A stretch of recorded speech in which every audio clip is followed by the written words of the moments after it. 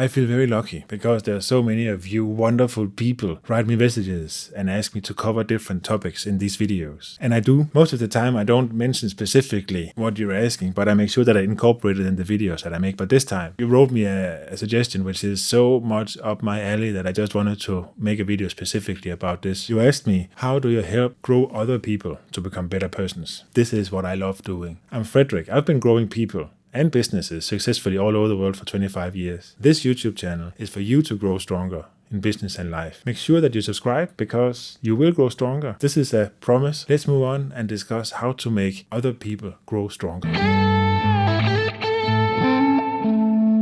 I believe in order to do something fast and effectively, you have to use some kind of framework. And my framework is derived from the DISC behavioral model. And the DISC behavioral model is building on 4 types of behavior. I'm certain you'll recognize yourself in one of them when I go through them. When you know these 4 types of behavior, you also know the opposite behavior of this type. And when you know the opposite behavior, then you know how to help people grow, because you know if one of the people that you want to help is this type, then you know this is the counter type and this is the things that this person has to work with. And then you can actually start a good discussion saying, okay, this is you, so you need to learn these competencies. You need to be aware of these things when you're working with projects or yourself. Another very strong application of this is actually putting people together in teams with different personalities, with different types.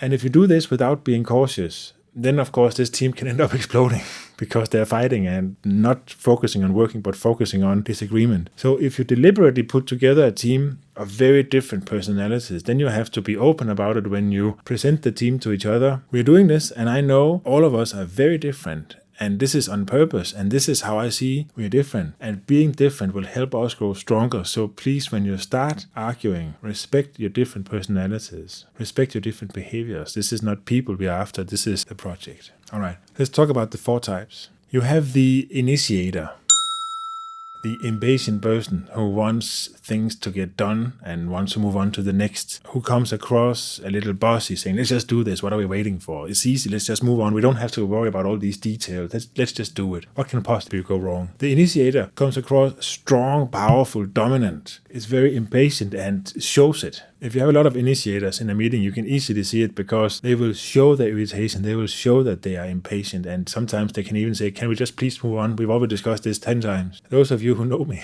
have probably already put me in this one, which is true. I am an initiator. I'm very impatient. I want things done. And I come back to what I have to learn to grow stronger. But let's talk about the networker.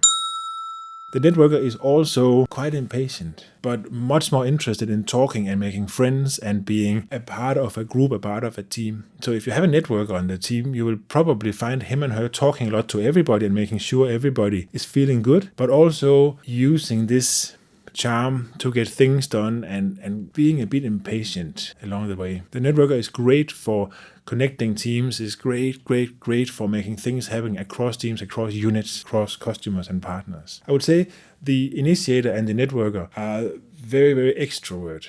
You can always recognize them because they talk a lot and they're dominant. They're not worried at all by getting in the middle of the stage and start talking. On the other hand, you have the cautious person.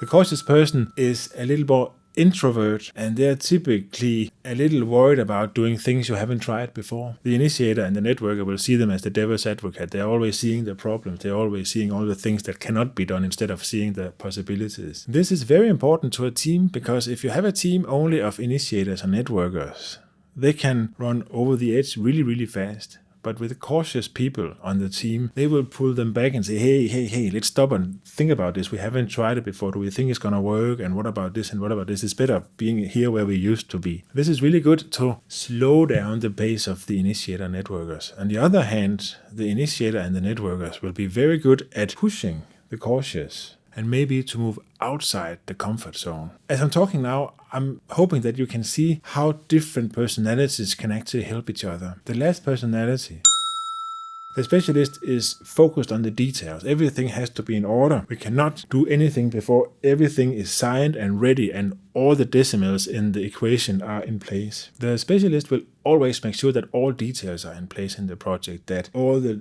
documents are in order and everything is just perfect. And if you have a specialist on the team, you may feel that things are not moving very fast because we have to make sure everything is in order. So the specialist also gains being with initiators and networkers because they will push and say, we don't have, come on, we cannot wait. And on the other hand, same as the case is with the cautious person, the specialist is strong at pulling the initiator, the networker, a little back and say, hey, it's fine, you want to move this fast, but you're not going to move anywhere without these things in place. And as you can see, these 4 personalities or behavioral types, they all support each other. When you sit with your friends, your colleagues, family, or whoever you want to help grow stronger, start by identifying what behavioral type is that person. When you know this, you can say, okay, if you are the initiator, then I know for a fact that you can grow stronger if you learn sometimes to slow down, if you learn sometimes to see the pitfalls in what you're trying to do, if you learn sometimes to make sure that more details than you like are in place. Now you're helping a person growing stronger. It doesn't matter whether this is business or in life, this can be used everywhere. Same for the networker. The networker is around and talk a lot and does not care too much for the details and promises a lot and say, yeah, of course we can do this, it'll be done by tomorrow. And you can hear if you have a cautious person on the team, this person will say, nah, by tomorrow we haven't, and shouldn't we just wait a little and see what we can do before we can promise these things. Again, it is a good match. The networker will be out talking to people, but the cautious will, on the other hand, making sure that what the networker is promising can also be delivered. And the same goes with the specialist. The specialist will make certain that the details in the financials, in the documents required for this project in your life, or at the bank, or at the work, are in place and ready. The specialist will make sure that everything is in order before we run. The initiator and the networker can help the specialist, don't get me wrong when I say loosen up, but loosen up in the requirements to the details and get things happening a little faster and maybe a little more fluid and not too rigid. We all need each other. We all need all these personality types. And one of the things where you can actually work with this is if you have the ability to put together a team of different people, try to think about the people that you want to include in the team and see what types they are and try to mix them together in this team. One word of caution though, if you do that to avoid people just fighting because they're different types, right? When you establish the team and in the opening meeting, be honest about this, saying, I know that you are different types and maybe you're this type and I'm this type and so forth. So the people will know once the debate starts heating up, you can actually deflate the debate by saying, hey, now this is the initiator talking, and I know that you are busy and in a hurry to get moving, but please listen over here to make sure that we actually do something that can be delivered in time of a decent quality. If you call out in this way and people there are aware of the different personality types, you will quickly deflate a discussion that is turning into a personal discussion and make it towards the ball, the project, the topic that you're discussing. And this is a strong way of building a team, and it's a strong way of building people. And now you have to be a strong person and give me a big like, because I'm certain you can use this right now. If you haven't done so, subscribe please right now. Let me know in the comments if you dare. What is your type? If you have suggestions to topics that you want me to cover, let me know. I'll be happy to hear from you in any way possible. Thank you. Go out there, grow some people, make them stronger, make me proud of you. Thanks for watching, and I'll see you soon again. Take care and goodbye.